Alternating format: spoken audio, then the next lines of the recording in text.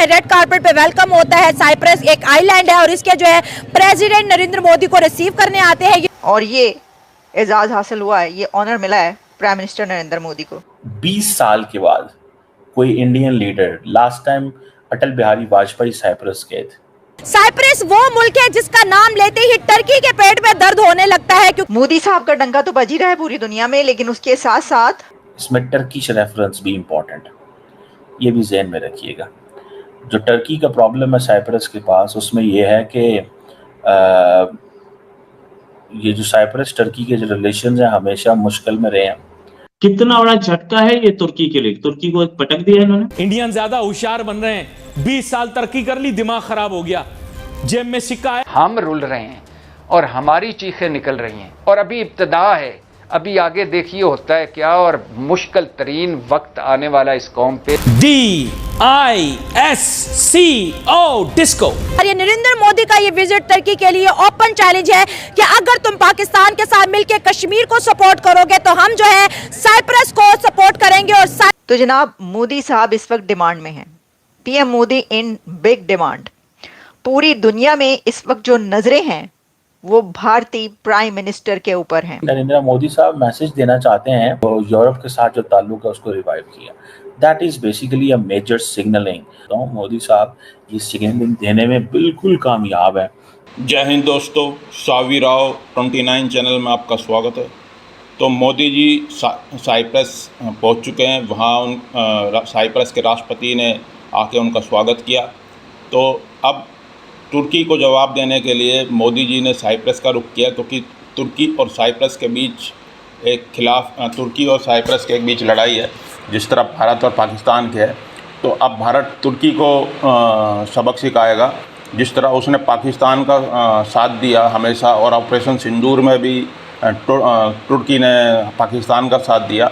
अब भारत साइप्रस का साथ देगा तुर्की के ख़िलाफ़, ताकि तुर्की को पता चले कि भारत से पंगा लेने का क्या अंजाम होता है। और साइप्रस का मुद्दा यूएन में टर्की के ख़िलाफ़ भारत उठाएगा, तो टर्की को पता चलेगा कि कश्मीर पे पाकिस्तान का साथ देने का क्या अंजाम होता है। तो उसे देख तुर्की की चीखें निकल रही हैं। चलो वीडियो को स्टार्ट करते हैं, धन्यवाद। नरेंद्र मोदी इंडिया को खैराबाद कह चुके हैं और आज वो साइप्रस पहुंचे हैं 2 दिन के दौरे पर। साइप्रस वो मुल्क है जिसका नाम लेते ही टर्की के पेट में दर्द होने लगता है क्योंकि नरेंद्र मोदी का ये विजिट टर्की के लिए ओपन चैलेंज है कि अगर तुम पाकिस्तान के साथ मिलकर कश्मीर को सपोर्ट करोगे तो हम जो है साइप्रस को सपोर्ट करेंगे और साइप्रस की जो आजादी की मूवमेंट है उसको तेज करेंगे। और टर्की को इस तरह जी कश्मीर के बाद टर्की को टारगेट किया जा रहा है नरेंद्र मोदी की तरफ से। तो नरेंद्र मोदी विजिट कर रहे हैं साइप्रस का। साइप्रस की स्टोरी जैसे आपको पता है कि टर्की जो है साइप्रस को रूल करता है, नॉर्थ पार्ट ऑफ साइप्रस। उसकी अपनी सॉवरेनिटी, अपनी इंडिपेंडेंस नहीं है। साइप्रस क्लेम कर रहा है कि हमें हमारी चीज़ दी जाए। लेकिन नरेंद्र मोदी का ये विजिट साइप्रस का बहुत मैटर करते हैं। खुल्ला टर्की को धमकी है कि भाई अगर तुम पाकिस्तान के साथ मिलके कश्मीर के मामले में यूनाइटेड नेशन में जाके आप जो है तकरीरें करेंगे तो हम जो है बात करेंगे नॉर्थर्न साइप्रस की, जिसको टर्की ने ऑक्यूपाई किया हुआ है, और साथ साथ वो साउथर्न साइप्रस जो कि एक आइलैंड है, बहुत छोटा सा है, हम उसके साथ जो है कोऑपरेशन बढ़ाएंगे, हम उसके साथ डिफेंस कोऑपरेशन बढ़ाएंगे, हम जो है साइप्रस को स्ट्रेंथन करेंगे। और साइप्रस की स्ट्रेंथ सीधा धमकी है टर्की को कि टर्की की आर्मी और टर्की फिर वहाँ पर टारगेट होगी। देखिए जी, बिल्कुल एक तरीके से ये बात है, लेकिन मैं जहाँ तक मेरी अंडरस्टैंडिंग है, आपकी जो जियोग्राफिकल पोजीशन है ना वो बहुत मैटर कर रही होती है जी। फॉर एग्जांपल अब इंडिया, पाकिस्तान और कश्मीर ये इंटरलिंक्ड है, इनका एक शेयर्ड बॉर्डर है, ठीक है। टर्की की बात करें, साइप्रस की बात करें, इंडिया की बात करें, उनके बॉर्डर शेयर्ड नहीं है।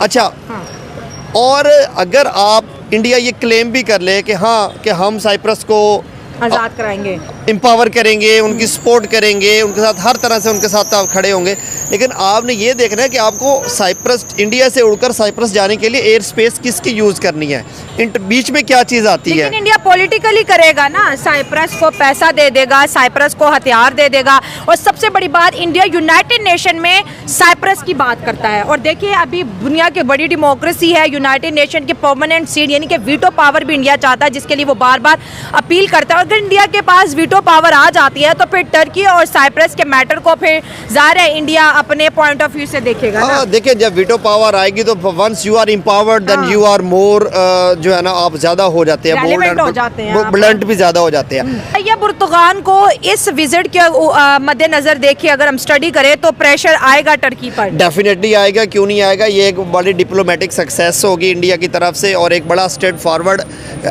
जो है ना सिग्नल और एक मैसेज होगा टर्की के लिए कि भाई अगर आप हमारे मामलात में इंटरवीन करेंगे तो हम भी आपके जो नेगेटिव पॉइंट्स हैं या जो आपके लूप होल्स हैं या वो एरियाज जहाँ पर आपको पेन होती है तो हम भी वो दबाएंगे। हाँ, डेफिनेटली। इंडियन लीडरशिप का साइप्रस जाना इस मौके पे इज सिग्निफिकेंट। ताल्लुकात को जो है वो रिवाइव करना चाहते हैं और इसमें टर्किश रेफरेंस भी इम्पोर्टेंट, ये भी जहन में रखिएगा। जो टर्की का प्रॉब्लम है साइप्रस के पास उसमें ये है कि ये जो साइप्रस टर्की के जो रिलेशन हैं हमेशा मुश्किल में रहे हैं। मोदी साहब जो हैं वो ज़ाहिर बात है इस चीज़ को मेक श्योर करना चाहते हैं कि हर कीमत के अंदर एट एवरी कास्ट ये मेरा पता चले कि मैंने इंडिया की जो फॉरेन पॉलिसी है, इंडिया की जो फॉरेन पॉलिसी है उसको मैंने डायनामिक बनाया। ये मोदी साहब का इज़ ए ड्रीम, ये उनका एक ड्रीम है जिसके ऊपर वो काम करना चाहते हैं और काम कर रहे हैं। So that is why in fact he is basically asking many people in the region के हमें यूरोप के तमाम ममालिक के करीब होने की ज़रूरत है। कोई ऐसा मुल्क रह ना जाए जिसको हम कह सकें कि भाई इससे हमारे अच्छे ताल्लुकात नहीं है या ये you know they just want to give an example कि हमें हर कीमत पे हर जगह पे हमारा एक लेन देन ताल्लुक यूरोप में होना चाहिए और ख़ास तौर पे वो ममालिक जहाँ पे जो मुस्लिम पॉपुलेशन भी इनके करीब है। ज़रा इसको थोड़ा स्टडी करेंगे तो सर्बिया इज़ अनदर प्लेस, ठीक है जी।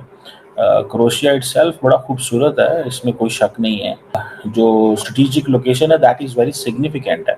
स्ट्रेटेजिक लोकेशन इसकी वो पंजाबी कहते हैं ना माड़ी नहीं है, ठीक है। मैंने आपको बताया कि बेसिकली नरेंद्र मोदी साहब मैसेज देना चाहते हैं कि मैंने पूरे के पूरे ताल्लुक यूरोप के साथ जो ताल्लुक है उसको रिवाइव किया, ठीक है। This is what I think